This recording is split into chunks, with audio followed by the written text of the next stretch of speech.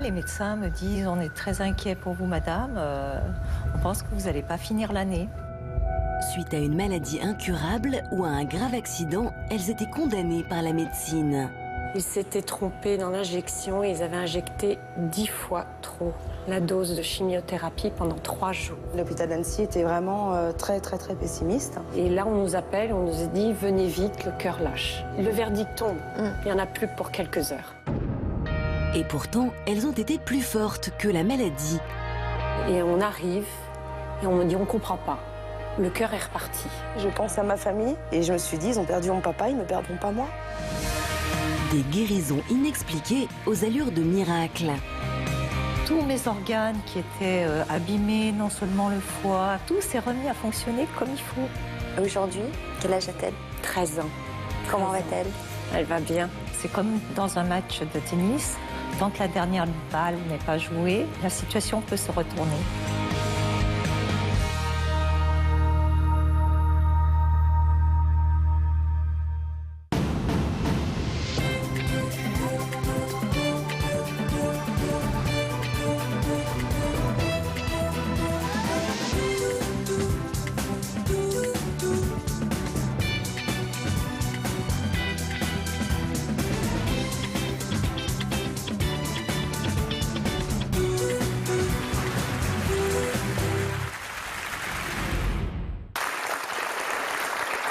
Bonjour à tous, merci de nous retrouver pour un nouveau numéro de Toute une histoire.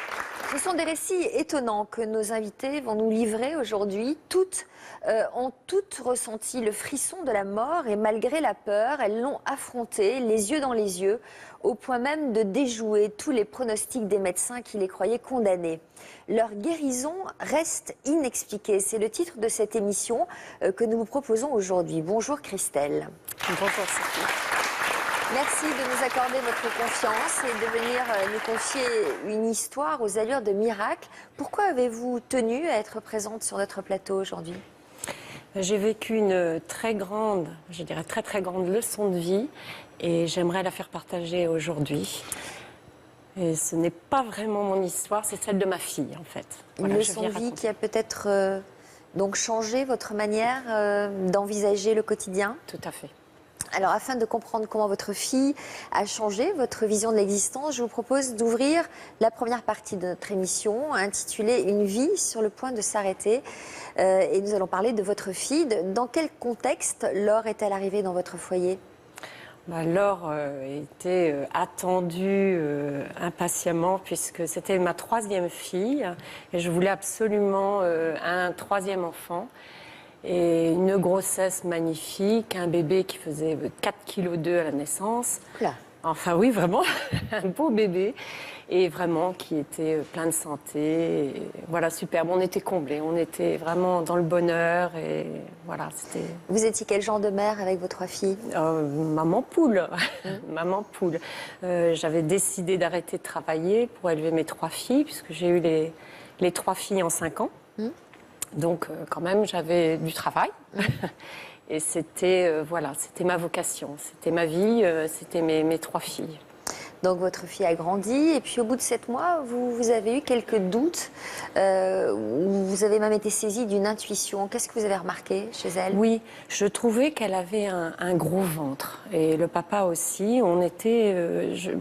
étant donné qu'elle est la 3e, on s'était dit... C'est pas comme d'habitude, on trouvait qu'elle... Voilà, il y avait quelque chose qui n'allait pas. Elle avait l'air de souffrir, elle pleurait? Non, elle n'avait aucun symptôme. Aucun symptôme, donc j'en avais parlé à mon pédiatre, enfin le pédiatre de ma fille, qui, elle, ne voyait aucun souci, trouvait que j'étais peut-être un petit peu trop préoccupée. Le ventre dur, non. Rien. Elle lui a rien. fait passer des examens quand même? Alors c'est là que, sur mon insistance, elle nous a envoyé faire une échographie et là, voilà, là En le général, début du... les mères ont un bon instinct. Instinct. Donc vous avez fait une échographie et là, Voilà. qu'est-ce qu'on vous a annoncé? J'ai tout de suite compris au regard de l'échographe, à la longueur de l'examen, qui s'y reprenait en plusieurs fois, etc. Et là, il m'a dit, bon, il y a un problème. Il m'a dit, je vais passer un coup de téléphone. Et il est revenu en me disant, écoutez, on vous attend à l'Institut Gustave Roussy. Vous avez 1 heure, vous allez prendre vos bagages et vous allez avec votre fille là-bas. Quand on vous dit Institut Gustave Roussy, Exactement. déjà, on est renseigné. Je savais qu'il y avait quelque chose de très grave qui nous attendait. L'Institut Gustave Roussy, c'est un institut où en général on soigne les cancers. Que les cancers, voilà. Donc vous y êtes allé sur le champ. On y est allé. Elle a subi d'autres examens. Voilà, on nous attendait, l'équipe nous attendait. Ils lui ont fait subir beaucoup d'examens. Et le verdict est tombé le soir même. Tumeur maligne au rein, stade 3. Voilà. Il y a combien de stades? 4. Je crois que c'est 4. Un 4e et finale. Et stade 3. Et il y avait également une prolongation de la tumeur qui se dirigeait vers le cœur. Donc, on nous a fait comprendre que déjà, voilà, l'espoir était très minime. Très minime. Et là, on nous a dit, interdiction de repartir. Maintenant, vous restez là. Sinon, la tumeur risque d'exploser, enfin d'éclater. Donc, on commence les traitements dès demain matin. Voilà. Donc, on vous a proposé une opération? Alors, on nous a dit que l'opération était impossible dans l'immédiat parce que la tumeur était trop grosse. Il fallait réduire la tumeur? Il fallait réduire et nécroser un petit peu la tumeur pour pouvoir même y toucher, quoi, puisqu'elle faisait à peu près un diamètre de 12 cm. Oh là là, sur un petit corps comme ça? Oui. Alors, on va saluer notre spécialiste aujourd'hui. Il s'agit de Nathalie. C'est vous qui allez nous apporter votre éclairage médical au fil de l'émission. Vous êtes médecin et spécialiste du rapport entre le corps et l'esprit. La fille de Christelle avait à peine 1 an lorsque la perspective d'une mort prématurée est venue assombrir le quotidien de cette famille. Comment gérer l'annonce déjà de la maladie d'un enfant, surtout quand, comme ici, le pronostic est grave? Souvent, les parents disent qu'on n'a pas trop pris de gants pour leur annoncer un diagnostic grave. Il est rare que les médecins soient très bien formés à ce genre d'annonce, hélas, encore aujourd'hui. C'est vrai que les médecins essaient de faire des efforts pour annoncer un diagnostic grave qui engage le pronostic vital. Les patients ont souvent tendance à dire que l'annonce a été brutale et donc ça crée effectivement une situation d'abattement. L'annonce est toujours brutale. Oui. Est-ce qu'on vous l'a annoncé en essayant de vous... Non, pas vraiment. Non.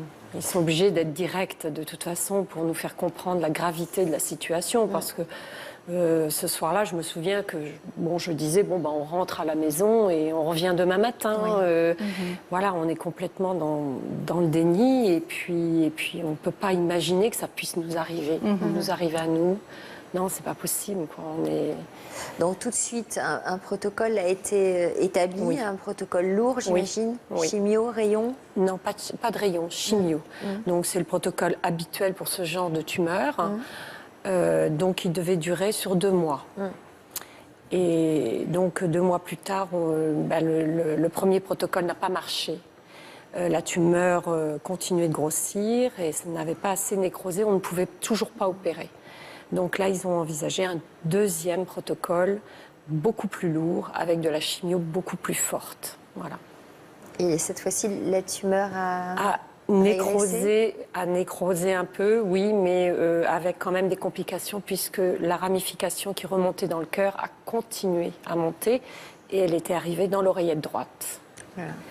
Donc pour l'intervention, ça changeait les donnes. Il fallait non seulement ouvrir en largeur pour retirer la tumeur, mais également sur toute la hauteur du corps pour pouvoir retirer la racine qui était partie dans le cœur. Donc circulation extracorporelle, etc. Donc elle a supporté l'opération? Elle a supporté l'opération et là, c'était les premières bonnes nouvelles. Il n'y avait pas de ganglions, pas de métastases, donc on allait éviter les rayons. Sauf qu'elle a dû reprendre un traitement de chimiothérapie? Tout à fait. Le même qui était en préopératoire, donc le très lourd. Donc il fallait reprendre donc, sur 6 mois de chimiothérapie. Et qu'est-ce que vous avez remarqué quelques jours après votre retour à la maison avec elle?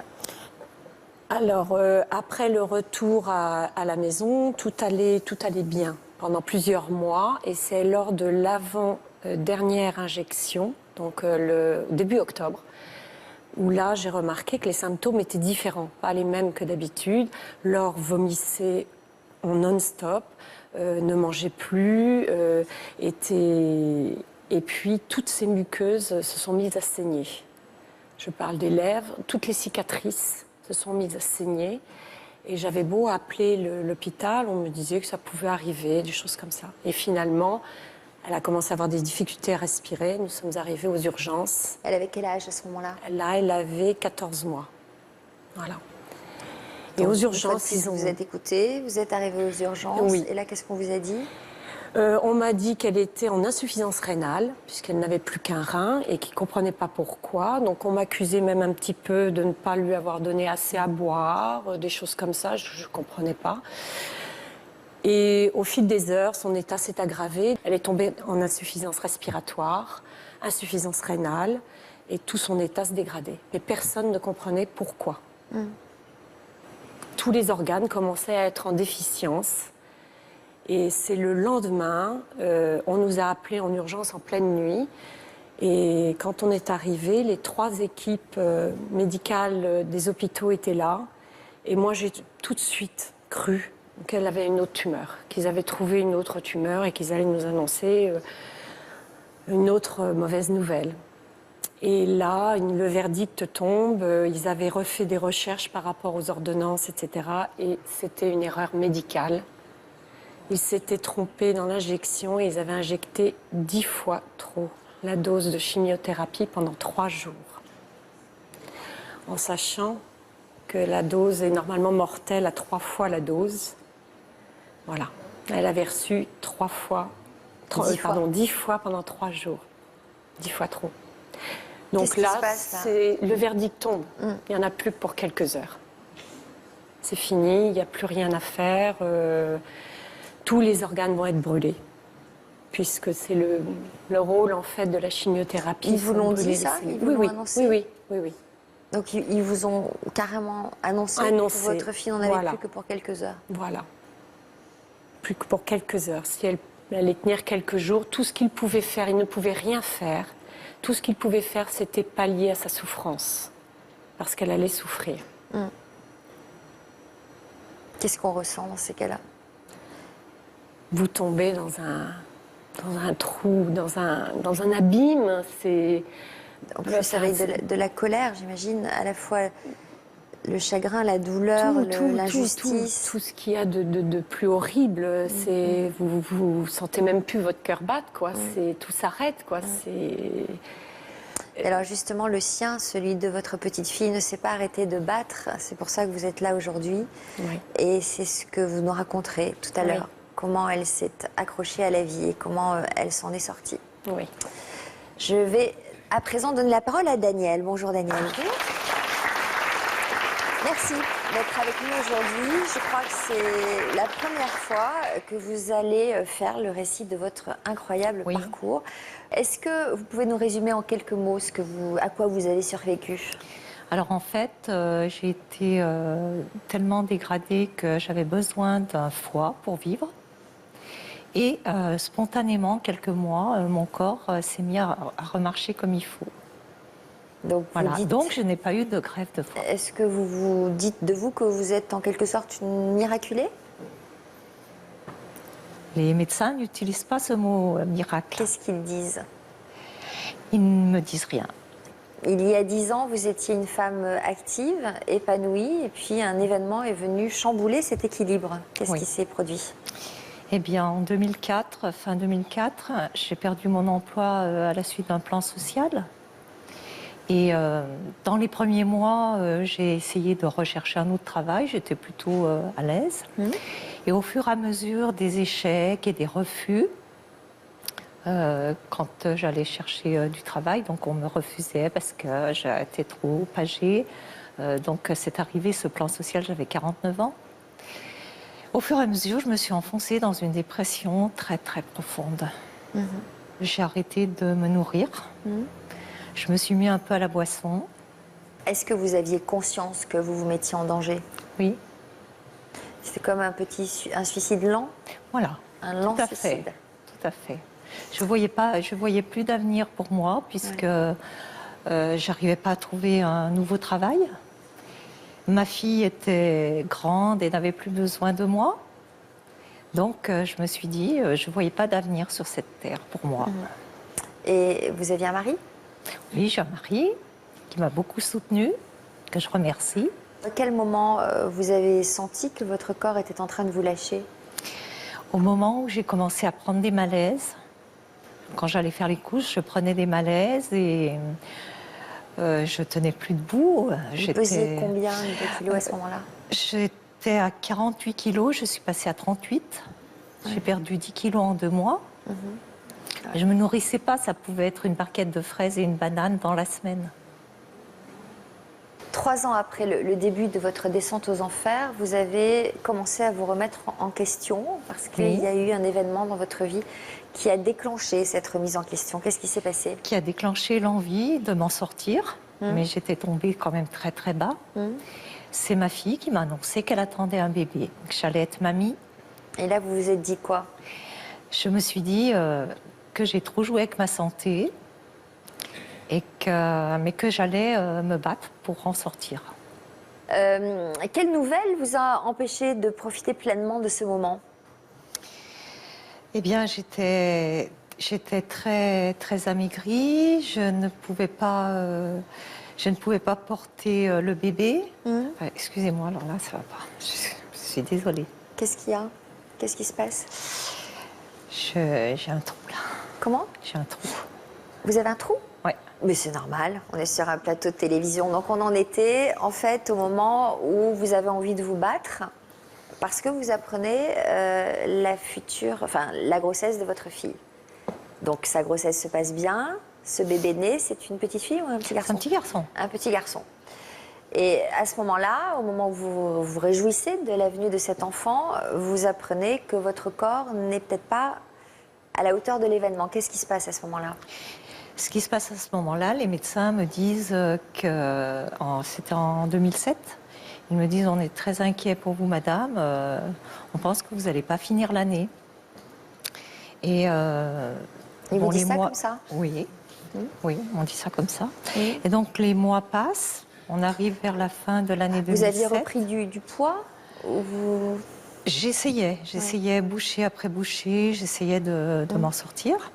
Et pourquoi il vous dit ça? C'est un problème de foie? C'est un problème de foie. En fait, ils m'ont dit, si vous n'avez pas un nouveau foie, vous allez mourir. Donc il fallait vous faire une greffe de foie. Voilà, j'entame un protocole pour accéder à une liste de greffes de foie. Vous, à ce moment-là, vous aviez envie de vous accrocher? Oui, parce que j'attendais ce bébé, j'attendais d'entendre m'appeler mamie, donc j'ai commencé à me battre à ce moment-là, mais ça a été vraiment une bataille parce que c'était très difficile quand on fait 38 kilos, qu'on ne tient plus debout, de s'en sortir, parce que plus vous mangez, plus vous avez envie de manger, mais moins vous mangez, plus votre estomac se rétrécit et vous n'avez même plus envie de manger du tout, quoi. Voilà. On va accueillir notre troisième invitée. Il s'agit de Virginie. Bonjour Virginie.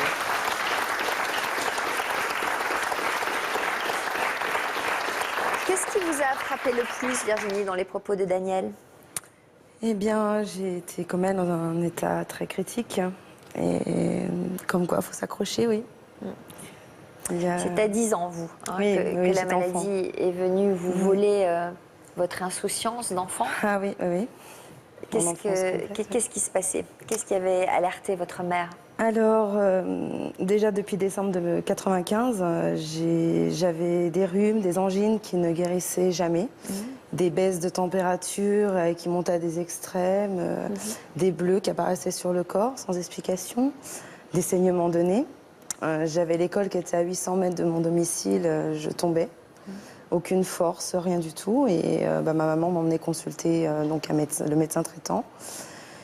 Et toutes les prises de sang au départ étaient normales, tout allait bien.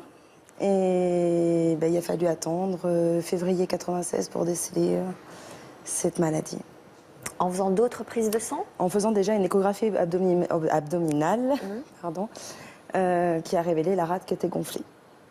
Et qu'est-ce que cela signifiait? C'est souvent révélateur dans ce type de maladie. On voit qu'il y a dans les leucémies très souvent. Donc vous étiez atteinte d'une leucémie. Comment ça se Oui. fait qu'on ne voyait rien dans les analyses de sang? Ça a été brutal parce qu'une semaine avant, je n'avais rien dans la prise de sang. Et le 20 février, j'ai passé la dernière. Et là, il y avait 84% de cellules leucémiques.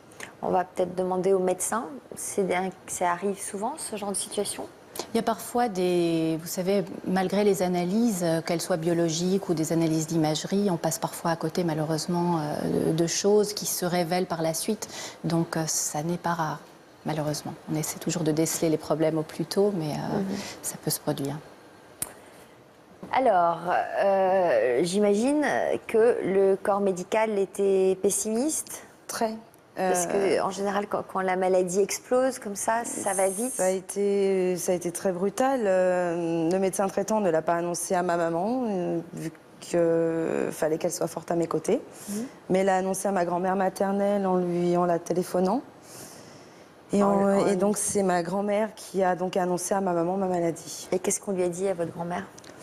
À ma grand-mère, quand on a été transféré à l'hôpital d'Annecy, et l'hôpital d'Annecy était vraiment très, très, très pessimiste.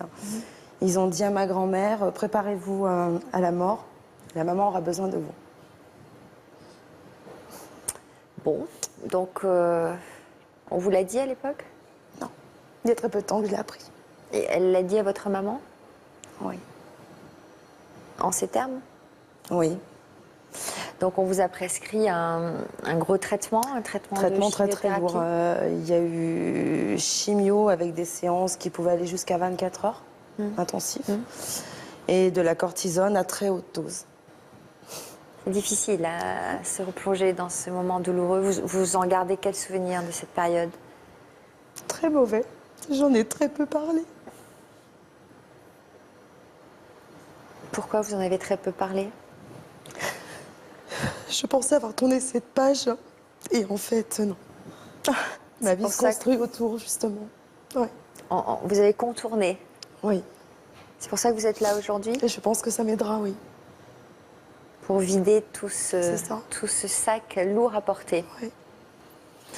Est-ce que vous avez compris la gravité de votre état? Non, sur le coup, non, parce qu'on est enfant, donc on ne comprend pas. On voit qu'il y a beaucoup de médecins.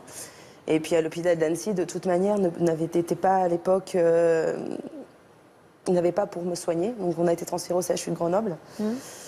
Et là-bas aussi, ils étaient pessimistes. Ils ne savaient pas si je pourrais guérir, vu les 84% de cellules leucémiques. C'était avec le temps qu'on verra. Et c'est à ce moment-là que vos grands-parents vous ont fait une proposition étonnante? Enfin, je ne sais pas si c'était étonnant pour vous. Mes grands-parents, ils ont toujours été très croyants, donc ça ne m'a pas étonnée. Vous vous en souvenez de cette proposition? Oui, bien sûr, ouais. Alors, qu'est-ce qu'ils vous ont dit? Ils allaient régulièrement en pèlerinage à Lourdes, et donc ils ont voulu que j'aille avec eux. Vous étiez déjà allé avec eux? Non, c'est la première fois.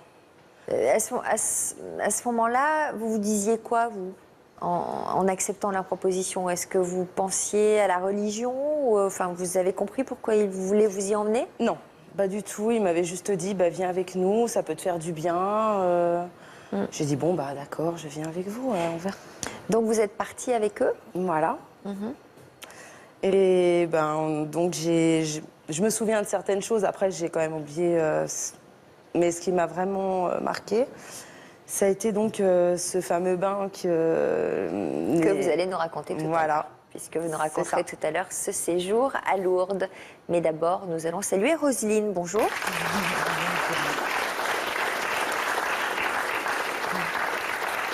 Merci d'être avec nous aujourd'hui. Vous nous avez confié en préparant cette émission que vous vous considériez, vous, comme une miraculée. Pour quelle raison ce terme est-il important pour vous? Le terme est approprié, à mon avis, dans la mesure où j'ai eu une révélation au réveil qui donnait déjà la lumière de ma nouvelle vie. Quel genre de révélation? de l'orientation de ma vie qui ne pouvait pas être la même que celle que j'avais eue avant. J'ai eu un grave accident de la route. J'ai été laissée pour morte par les pompiers eux-mêmes qui ont dit au SAMU de repartir parce qu'il y avait il y avait mort clinique. Et là, c'était déjà bizarre que je puisse entendre tout ça, mais j'étais plus dans mon corps tout à fait. J'étais passée par un stade extraordinaire. J'ai vécu, excusez-moi du peu, mais le plus bel orgasme qu'une femme puisse rêver, c'était la mort. Ça a duré longtemps, cette jouissance? Non. Je ne peux pas donner de temps humain à cette valeur-là. Ça n'était qu'un instant peut-être. Mais quelques heures plus tard, les pompiers ont fini par me ramener à l'hôpital. Là, c'était pas la morgue, ils m'ont quand même mis aux urgences. Et aux urgences... Mais vous étiez ils lucide étaient sur gênés. ce transport? De Vous temps en aviez temps. conscience? De temps en temps? Que de temps en temps. Et ce qui a eu d'épouvantable, c'est les claques. À dire à quelqu'un qui est dans cet état de grand bonheur, à hésiter, à dire qu'est-ce que je fais là, pourquoi, etc., de lui donner des claques en lui demandant quel est le président de la République, à quelle date est-ce qu'on est né, et tout ça, mais c'est tellement... C'est ce qu'on vous demandait? Superlatif, oui, c'était ridicule. Ça veut dire que vous vous souvenez des questions qu'on vous a posées? Ah oui, ah oui. Et je les ai entendus poser combien de fois après en réanimation. Je suis restée en réanimation longtemps. Et ils avaient toujours la même liste de questions. On se serait cru sur une série télévisée. C'est absurde. C'est quoi les questions alors? Qu'est-ce qu'on vous demande? Quel est le président de la République? Quelle est la date? Comment est-ce que vous vous appelez? Et je pense, mais vraiment sérieusement pour tout le monde, pourquoi est-ce qu'on ne demande pas est-ce que vous aimez le chocolat? Vous avez des enfants? Vous êtes attaché à quelqu'un? Oui, mais si vous demandez ça, ils ne peuvent pas avoir des éléments de réponse pour mais comparer. il paraît que oui, puisque on peut faire appel à l'affect au lieu de faire appel à la robotique, quelque chose de case à remplir. C'était vraiment fatigant. La vie en rose, c'est le titre du reportage que nous vous avons consacré.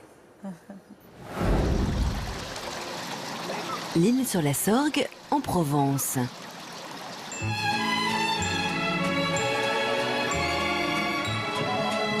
Depuis 3 ans, Roselyne voit la vie en rose. Dans son jardin, elle a planté 3700 rosiers. Une idée qui lui est venue suite à son accident il y a 10 ans. Comme chaque jour, elle attend des visiteurs. Aujourd'hui, ce sont ses amis qui viennent découvrir sa roseraie. Et bonjour. Salut Roselyne. Oh, tout mon club. Bonjour. Je suis émue. Hein. Bonjour. Nous produisons nos rosiers en autogreffe, c'est-à-dire qu'ils n'ont pas besoin de porte-greffe. Ils peuvent... Pas sûr que tout le monde ait bien compris, mais ce n'est pas grave, Roselyne, elle, est dans son élément. Ici, plusieurs variétés de roses se côtoient, mais celle dont elle est la plus fière, la voici. Maintenant, je vous présente mon rosier, c'est la Baptistine, celle dont je suis l'obtentrice, créée depuis mon père sur 2 générations. La Baptistine, une rose aux 108 pétales et au parfum intense, qui avait disparu et dont le père de Roselyne avait retrouvé la trace avant sa mort. La passion de mon père, c'était la recherche. Le parfum en fait partie. Et d'autant plus qu'il recherchait une rose disparue. Et cette rose, il l'a trouvée un jour. Il me l'a offert, c'était mon anniversaire pour mes 14 ans. Quand mon père a disparu, j'ai gardé le rosier pour moi et je l'ai toujours transporté avec moi. Et aujourd'hui, je me sens très sereine d'avoir accompli ce qui était son rêve. C'est une des raisons de ma vie. Retour à la roseraie. Roselyne a aujourd'hui transcendé le rêve de son père en tirant de la Baptistine une essence unique, extraite ici même. Maintenant, je vous présente une unité de distillation. Elle nous donne une eau dynamique et j'utilise l'eau de source de Fontaine de Vaucluse parce que c'est une eau qui entraîne plus de molécules que les autres. Donc la base finalement. Oui, du c'est parfum la et base des produits de beauté. et de l'identité aussi du parfum. Elle rentre aussi. Une fois la visite terminée, direction son laboratoire. Ici, Roselyne fait tout elle-même. Et même si, contrairement à son père, elle n'est pas parfumeur, elle a réussi à créer son propre parfum de rose. Alors maintenant, je vais prélever de l'huile de rose et après, on remplira des flacons de parfum.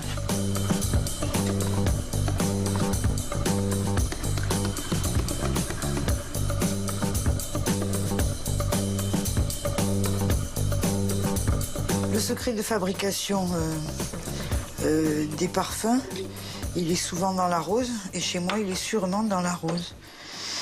Parce que vous pouvez toujours copier un parfum, mais on ne peut pas copier l'eau de rose qui a fait ce parfum. Ces parfums, Roselyne commence à les commercialiser.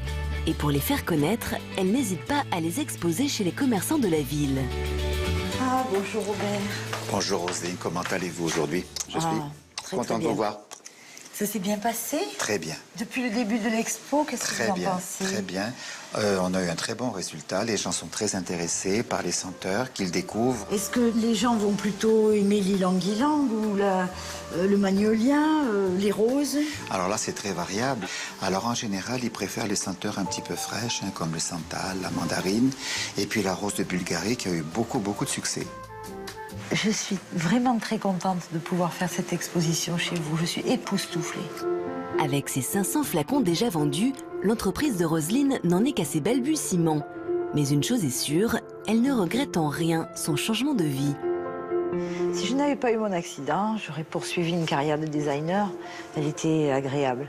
Aujourd'hui, j'en suis là, grâce à l'accident. Et sur les traces de mon père, c'est un bonheur.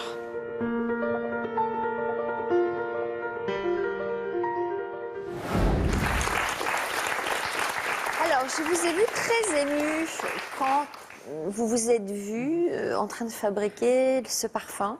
Ah oui. Parce que quoi, ça vous a ramené à votre père directement? Et puis ça m'amène au challenge actuel. Là, on est les pieds dans le présent.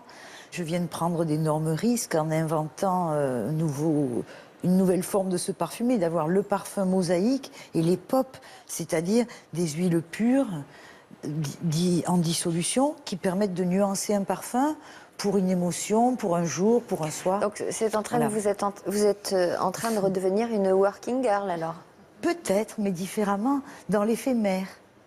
Dans l'éphémère, j'ai plus besoin en tant qu'artiste de laisser une trace matérielle. Voilà, je m'intéresse au parfum par son éphémère.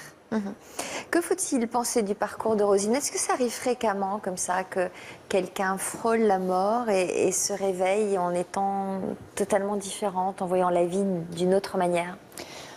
C'est fréquent et pas forcément quand on frôle la mort. En fait, la maladie peut justement être le moment de basculement où on redéfinit ses priorités, où on change de perspective sur la vie. Là, on voit bien dans l'histoire de Roselyne entre la working girl et le moment où elle a retrouvé quelque chose qui était attaché à son histoire personnelle et familiale. Et ça lui a donné un sens différent et l'envie certainement de poursuivre un objectif qui n'était pas celui qu'elle avait auparavant.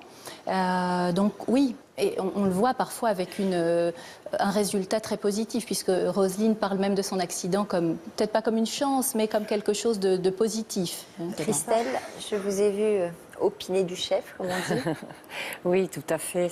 C'est sûr que quand on vit des épreuves aussi fortes, on n'a plus du tout la même vision de la vie qu'avant. C'est évident. Moi, je sais que oui, professionnel, le côté extérieur, les relations, tout avait de l'importance, alors qu'après, on minimise énormément. On élague. Ah, oui. On va aux essentiels. Ah oui. Ça, Alors, c'est énorme. on en est resté tout à l'heure au moment où vous apprenez que votre fille, Laure, à 14 mois, n'en a plus que pour quelques heures à vivre, puisqu'on lui a injecté 10 fois la dose de chimiothérapie, et qu'à ces doses-là, tous les organes sont brûlés les uns après les autres et qu'on ne peut pas faire grand-chose. Donc, on se raccroche à je ne sais quoi, à l'espoir. Je ne sais pas comment on traverse ces heures-là qui doivent être terribles. Est-ce que vous avez continué à croire en sa guérison? À ce moment-là, déjà, il faut essayer, on essaie de comprendre ce qui nous arrive, d'essayer d'interpréter les phrases qui nous ont été dites. Elle va mourir, il n'y en a plus pour quelques heures, ses organes vont être brûlés, on ne peut que essayer de la soulager. Déjà, avant de réaliser, on tourne en boucle ces paroles et on n'arrive pas à comprendre. On est dans une espèce d'abîme. Est-ce que vous êtes croyante? Alors, je suis catholique, j'étais croyante en quelque chose, au-dessus, mais je n'étais pas pratiquante. Je n'étais pas pratiquante. Mais à ce moment-là, on fait des prières? Un petit peu plus tard. Un petit peu plus tard. Au début, il y a de la colère. Pourquoi un enfant? Pourquoi un bébé? Pourquoi cet acharnement? Elle avait déjà défié la médecine, elle avait défié le destin en se battant, en ayant survécu déjà la maladie, puisqu'au départ, déjà, on m'avait annoncé qu'elle, a priori, ne pourrait pas survivre.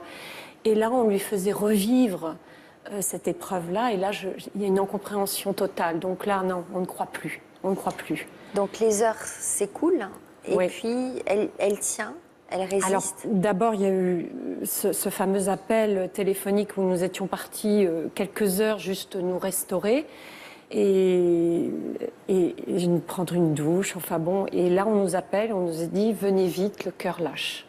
C'est fini, ça va être fini dans quelques temps. Et là, le monde s'effondre, quoi. Le monde s'effondre et on arrive et on me dit on comprend pas. Le cœur est reparti. Le cœur est reparti. Donc je me suis dit à ce moment-là, il n'est plus question qu'on la laisse même une heure seule. Une heure seule. On reste tout le temps, on se relaie. Et à partir de ce jour-là, pendant 3 mois, ils ont fait une exception parce que normalement en réanimation, les personnes, du moins la famille n'a pas le droit de rester. Nous sommes restés 3 mois. Ils avaient quand même une grosse erreur à se faire pardonner. Oui. Oui. Est-ce que les médecins vous demandent pardon dans ces moments-là? Non. Non, j'ai reçu une lettre du pharmacien, une lettre du pharmacien principal de l'hôpital qui disait qu'il n'arriverait jamais à surmonter cette épreuve, puisque en fait c'était la pharmacie qui avait fait l'erreur. Ils avaient mélangé les microgrammes et les milligrammes. Ils avaient mis un 0 de trop. Donc s'il vous a écrit, c'est quand même au moins pour reconnaître son erreur. De toute façon, l'erreur a été reconnue depuis le premier jour, puisqu'ils nous ont tout de suite dit voilà ce qui s'est passé. Donc, petit à petit, son état s'améliore. Alors, au bout de 3 mois. Il y a 1 mois et demi critique, 1 mois et demi tous les jours. Ils me disent qu'elle va mourir. Tous les jours. Oh là là. Tous les jours. Tous les jours, quelque chose de différent. Elle a eu 9 semaines de dialyse. Son seul rein qui lui restait ne fonctionnait plus. À quoi on se raccroche pendant ce mois et demi? À quoi on se raccroche? En sachant que tous les jours, on s'expose au pire. Je vais vous dire, le 10e jour, quand je suis arrivée le matin, ils m'ont dit, vous ne pouvez pas rentrer. J'ai dit, je ne vois pas pourquoi. Ils m'ont dit, écoutez, les brûlures sont sorties en cutané. Donc, c'est-à-dire que tout son petit corps n'était plus qu'une plaie. Et là, ils m'ont dit, mais brutalement, je pense que c'était pour essayer de me faire comprendre qu'il ne fallait pas que je m'accroche à aucun espoir. Ils m'ont dit, ce que vous voyez à l'extérieur, c'est pareil à l'intérieur. Tous ces organes sont brûlés. Le cœur, les poumons, elle n'avait plus que 10% de capacité respiratoire. Et là, quand je l'ai vue, je voyais toute sa peau en lambeaux et j'ai compris qu'elle pourrait, même avec la plus grande volonté du monde, elle ne pourrait pas survivre. Et là, je me suis effondrée. J'ai pleuré. Je me suis écroulée sur le bord de son lit, je me suis écroulée. Et là, je ne sais pas, c'était un signe. Toutes les machines se sont mises en alarme et elles s'arrêtaient. Et moi, j'ai tout de suite compris. Elle me parlait, elle me disait, si tu lâches, je lâche. C'était sûr, c'était un signe. Et là, tous les médecins sont arrivés, ont injecté les produits. Elle avait, je crois, 30 pouces seringues pour lui injecter tous les produits, curare, cortisone, tout ce qu'on peut imaginer, morphine. Et elle est repartie. Et là, je lui ai parlé, je lui ai dit, je te promets, plus jamais je pleurerai, plus jamais. C'est fini, on va se battre. Et là, le médecin m'a dit, il est arrivé vers moi, puis il m'a dit, il faut que vous compreniez, c'est incroyable, c'est une miraculée, 10 jours. On ne peut pas comprendre qu'elle soit là. Donc, il faut vous préparer. Il sentait bien que je refusais. Je lui ai dit, moi, écoutez, c'est fini, plus jamais, aucune parole comme ça. Ça fait 10 jours que vous me dites qu'elle va mourir, 10 jours qu'elle se bat. Maintenant, vous vous battez. On se bat. Moi aussi, tout le monde. Et elle va y arriver. Elle va réussir. Et moi, j'étais persuadée qu'elle allait survivre. Persuadée. Et à partir de ce jour-là, j'ai mis des posters d'elle en train d'éclater de rire, d'être avec ses sœurs, etc. Je les ai collés partout sur les vitres. Je lui mettais de la musique. Je lui avais ramené ces petits doudous qui sentaient la maison. Donc elle était tubée de partout, mais je lui mettais de chaque côté pour qu'elle puisse sentir un peu l'odeur de la maison. Et là, je sais pas, il y avait un dialogue qui se créait, je sais pas, je sais qu'elle m'entendait. Je sais qu'elle m'entendait. Je passais mes journées à lui parler, qu'elle n'avait pas le droit de me laisser, qu'il fallait qu'elle continue à se battre. Et j'étais persuadée qu'elle allait me rendre fière, qu'elle allait se battre et être un grand exemple, une grande leçon de vie. Ça, c'est sûr. Quel a été le premier signe de son retour à la vie? Alors, son premier signe, c'était presque 1 mois et demi, oui, après.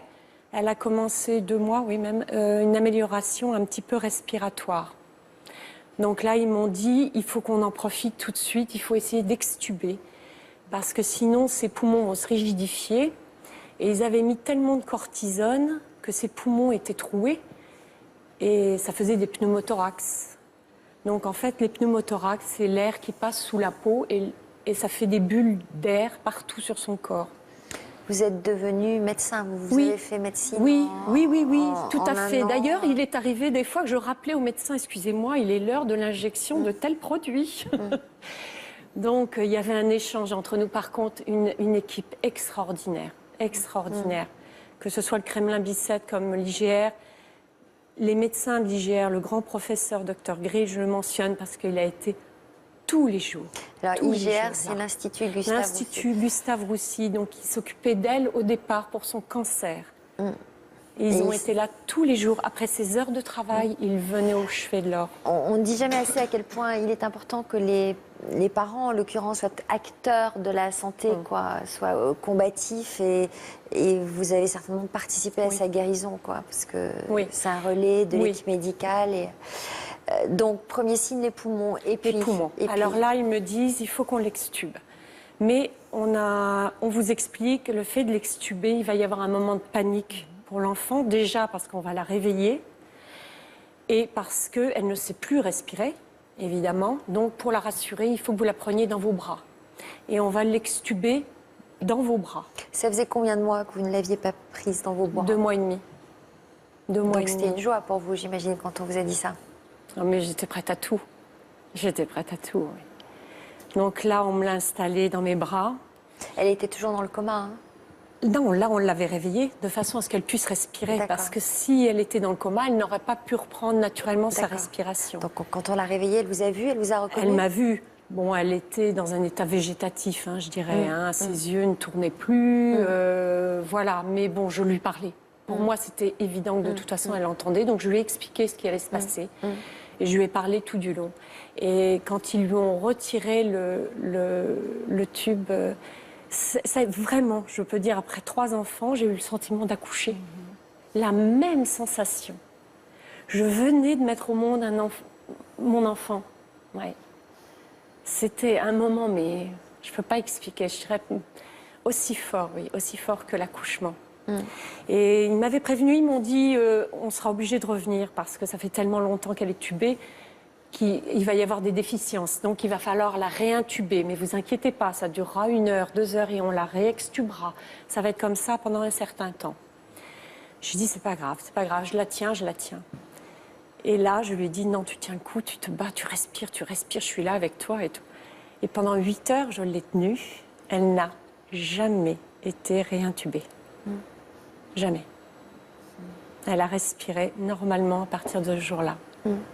Donc ils ne l'ont jamais réintubée? Non. Même après? Non. Jamais. Elle a eu ce petit tube d'oxygène et elle est restée avec ça. Puis donc par la suite, j'imagine que ça a été un long combat pour revenir à la vie? Oui. Il a fallu tout réapprendre? Oui. Bah déjà, elle ne savait plus déglutir, elle ne savait plus rien.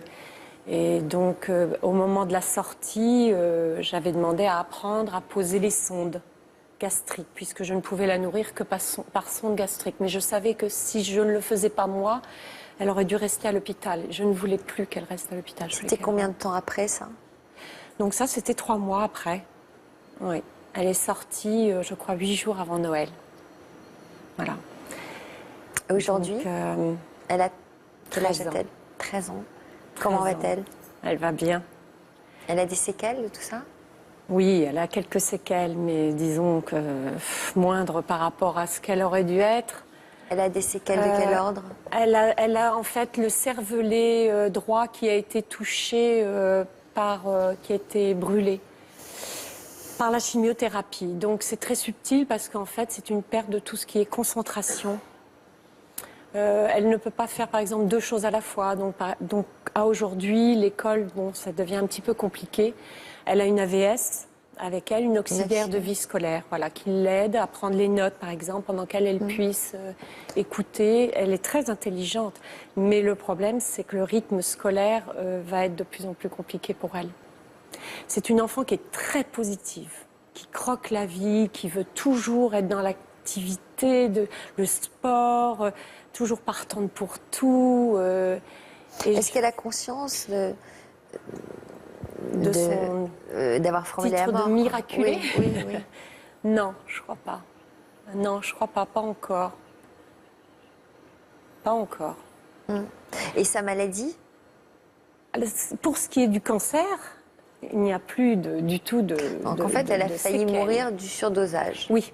Et vous gardez quelles séquelles de cette histoire? J'imagine que si vous êtes ici aujourd'hui, ce n'est pas par hasard? Alors moi, disons que la première chose que je veux transmettre, c'est son histoire, parce que si elle a vécu tout ça, il n'y a pas de hasard. Moi aussi, je crois qu'il y a des destins et qu'elle est amenée à porter beaucoup de choses autour d'elle, ça c'est sûr. Et ce que je veux surtout dire, c'est qu'il ne faut jamais perdre confiance et jamais espoir. 2 fois, on m'a dit, elle va mourir, c'est pas possible, elle doit mourir, Et elle avait dit non. Et vous n'êtes pas trop fusionnelle avec elle? Trop protectrice? Un petit peu. Et le papa, on n'en parle même pas. Ouais. Bien sûr. Est-ce que vous êtes parvenue à vous retrouver, vous? J'essaie. Et je pense que l'émission va peut-être être un grand départ pour moi. Parce que jusqu'à maintenant, je me suis consacrée totalement aux enfants, aux 3, parce qu'il y a eu les 2 autres aussi à reconstruire, qui ont été très abîmés par toute cette histoire. Mais maintenant, je pense qu'il va être temps que je lui laisse sa petite valise et que je l'accompagne, mais ce ne sera plus à moi de la porter. Et vous savez ce que vous allez faire de vous? M'occuper de moi. Ça serait bien. Parce que c'est pas évident. Hein. C'est à ce moment-là qu'il faut savoir rebondir, j'imagine. Quels sont les écueils à éviter là quand il s'agit de repenser à soi et de partir sur d'autres bases? Je pense que, vous savez, les écueils, on voit le nombre d'obstacles que vous avez franchis tous ensemble. Je pense que vous pouvez vous faire confiance. Il va peut-être falloir un petit temps de réadaptation pour reprendre un petit peu, recentrer votre vie sur vous-même. Mais de toute façon, vos enfants sont là, votre mari également. Puis les choses vont se redessiner petit à petit. Donc vous allez réapprendre à faire attention à vous. J'imagine que vous envoyez beaucoup de mamans courage comme ça, qui n'ont pas le choix que de se battre. Bien sûr, je pense qu'en tant que parent, la volonté de se battre est parfois encore plus forte. Mais tout ce que vous décriviez, la volonté concrète, je dirais, les posters, le toucher, la parole, enfin tout ça, ça fait vraiment aussi dans le traitement. C'est extrêmement important. Ce qu'une maman insuffle, bien sûr, dans l'énergie. Oui. Vers la guérison. Oui, puisque c'était un tout petit enfant et donc on pense que le lien, si vous voulez, qu'on a avec les autres à tout âge, dans le processus de maladie et pour aller vers un processus de guérison, pas forcément qui soit miraculeuse ou inexpliquée, il est extrêmement important. Donc la relation, la mère-enfant, était très forte et a joué son rôle, sans aucun doute. Danielle s'apprêtait, elle a joué un rôle de grand-mère lorsqu'on vous a annoncé donc, que vous étiez atteinte d'une maladie incurable et que seule une greffe de foie pouvait vous sauver d'une mort certaine. Donc vous l'avez espérée, j'imagine, cette greffe. Vous l'avez attendue? Oui, je l'ai espérée après avoir été trop loin parce que contrairement aux autres, c'est vrai, elles n'ont pas cherché la maladie. Moi, je l'ai cherchée. Et au moment où il y a eu cette petite vie qui était là pour qui m'a fait me raccrocher aussi moi à la vie, j'étais allée beaucoup trop loin. Donc vous en aviez conscience? J'en avais conscience. Vous en vouliez? Je m'en suis voulu. Ouais. Je m'en suis voulu. Je me suis dit, je n'ai pas le droit de gaspiller la vie comme ça. La vie est précieuse. Donc, Est-ce je que m'en vous suis le- voulu, oui. Vous l'avez eu, cette greffe? Non. Pour quelle raison? Pour quelle raison? Parce qu'au fil des mois, quand Corentin est né, déjà à l'annonce de la grossesse de ma fille, j'ai commencé à reprendre espoir et à voir. Je voyais plus d'avenir. Et là, j'ai recommencé à en voir un. Et tout doucement, au fil des mois, toutes mes constantes se sont améliorées. Tous mes organes qui étaient abîmés, non seulement le foie à cause de la maladie auto-immune et par l'alcool, et les autres organes aussi, par l'anorexie, tout s'est remis à fonctionner comme il faut. Je n'ai pas eu de greffe, je ne prends pas de médicaments pour mon foie. Donc c'est quoi ça, la force de l'esprit? Écoutez, c'est une très bonne question. On sait que l'esprit, hein, le mental, hein, ce qui se passe dans notre tête, ça a une importance extrême sur tout ce qui touche à la santé et au corps. Est-ce que ça peut permettre de faire repartir en arrière des processus tels que ceux que vous aviez?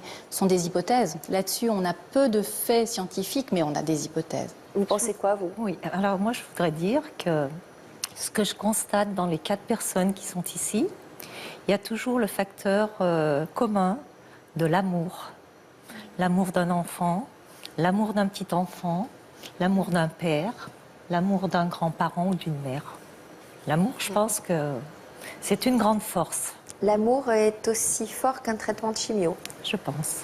C'est 50% du combat. C'est 50%. 50% du combat, on va dire comme ça. Oui, Le parce que- professeur m'avait dit ça aussi. Moi. Ouais. Comment? Le professeur m'avait dit ça. Quand il Ouais. était venu voir Laure, il m'avait dit ce que vous faites, ça fait autant que la machine qui l'aide à respirer. C'est ça. Oui, l'amour, je pense que Oui. c'est une grosse C'est vrai. part dans le. À quoi Dans la ressemble maladie. votre vie aujourd'hui? Ma vie ressemble à un paradis. Voilà, Vous mon consacrez- miracle, il s'appelle Corentin, Voilà, vous consacrez à ce petit garçon? ce petit garçon. Et puis il y en a un autre qui est venu, qui s'appelle Clément. Donc voilà, moi je suis comblée. Faut dire qu'il est mignon. Virginie, vous étiez atteinte d'une leucémie à un stade très avancé lorsque vos grands-parents paternels vous ont proposé de vous emmener avec eux à Lourdes. Eux étaient très croyants. C'est ça. Vous avez accepté sans Voilà, grande c'est conviction. ça. Et j'étais aussi dans une période où j'avais pas le moral, parce qu'il y a aussi des baisses de morale dans les combats. Et il y a eu 2 choses qui il y a eu donc Lourdes. Il y a eu un autre événement qui est aussi arrivé, qui a été mon pilier psychologique. Il y a une association qui réalise les rêves des enfants malades. Et j'avais décidé de rencontrer le chanteur Boris. Il m'a redonné l'envie de me battre. C'est une personne, je pourrais jamais le remercier pour tout ce qu'il a fait. On est toujours en contact actuellement et voilà, je tenais à le remercier. Maintenant, après, pour ce qui est de Lourdes, effectivement, donc on est parti avec mes grands-parents. Et donc, je reviens à ce bain que je commençais à parler tout à l'heure. En général, c'est glacé. L'eau est très froide. Je me souviens des personnes qui étaient dans cette eau et qui criaient parce qu'ils avaient froid. Et moi, on me mettait des draps, je trouvais l'eau chaude. Mais chaude, comme un jacuzzi, la sensation comme dans un jacuzzi, une piscine. Et on me mettait dedans, j'ai jamais dit c'est froid, j'ai trouvé ça chaud. Je comprenais pas. Donc ça, c'était dans la grotte?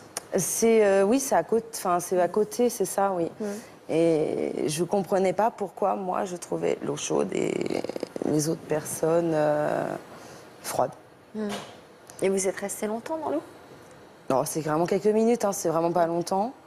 Je me souviens juste à la fin que j'étais très fatiguée. Ça m'avait fatiguée. J'étais rentrée à l'hôtel parce que j'étais très fatiguée. Et en même temps, j'avais comme un poids en moins.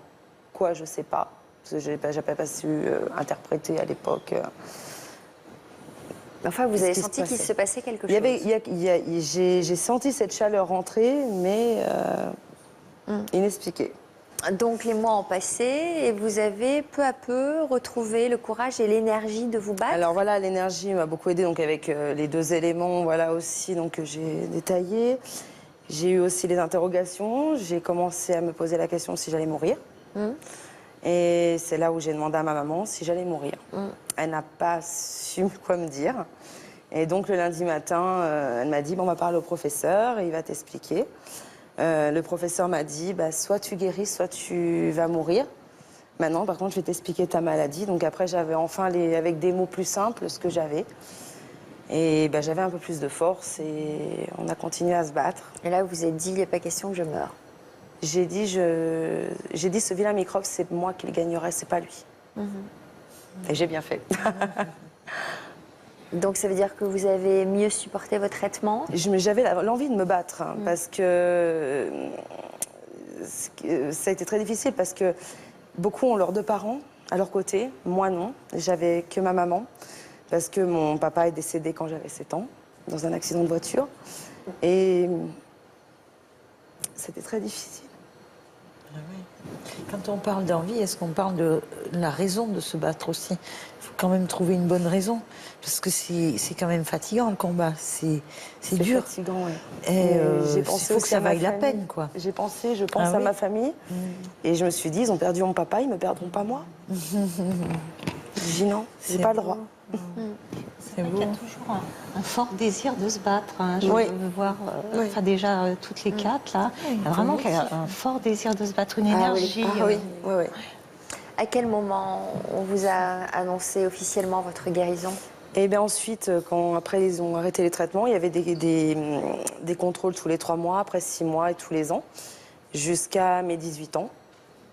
Et dans le mois de mars 2004, j'ai fait ma dernière prise de sang et le professeur m'a regardée, il était ému, il m'a dit « Virginie, je ne veux plus jamais te voir.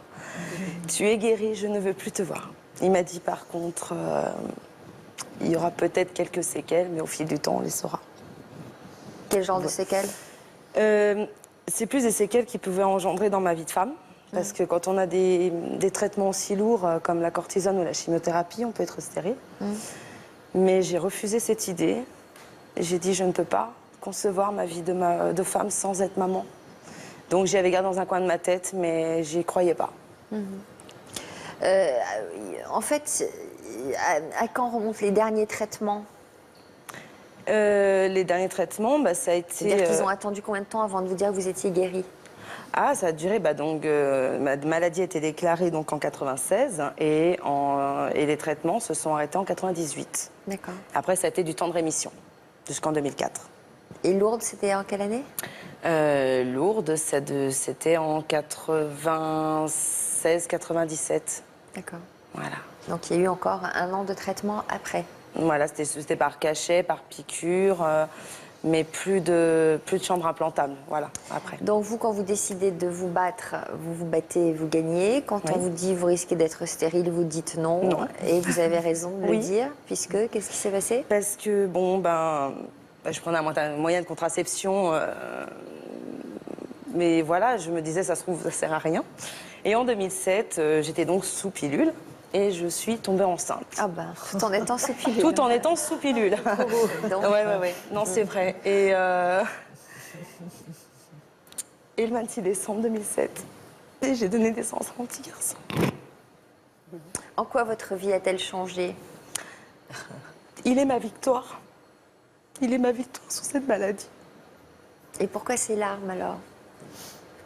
Ce sont des larmes de bonheur? Ce sont des larmes de souffrance? Non, de bonheur. Ce sont des larmes qui évacuent Ouais, je définitivement pense aussi, le oui. dossier? Oui, je pense que c'est ça. Oui. C'est... Pourquoi vous en avez si peu parlé? J'étais enfant et en grandissant à l'adolescence, déjà avec les copains, on parle pas de ça. Sachant qu'en plus, c'est vrai que ma maladie, étant enfant, quand j'ai retourné à l'école, les enfants étaient méchants avec moi. J'en garde de très mauvais souvenirs. Et après, par la suite, je racontais que les grandes lignes. Je disais oui, j'ai eu une leucémie, mais je rentrais pas dans les détails, de peur d'être jugée, de dire elle est contagieuse, comme on assume le dire, étant enfant. J'en parlais pas. Je gardais ça pour moi. Un mot de Nathalie là-dessus? Le fait de garder ça pour soi, c'est pas forcément très bon? C'est pas forcément très bon, mais encore une fois, chacun réagit à sa manière. En général, justement, pour avoir le soutien des autres, c'est bien d'en parler. Et puis là, finalement, vous trouvez aussi une occasion de reparler de toute cette période qui a été très douloureuse. Mais c'est vrai que partager ses émotions, parler de ces moments difficiles avec des proches ou avec des professionnels, c'est important. Merci à toutes de nous avoir livré vos histoires bouleversantes, pleines d'espoir.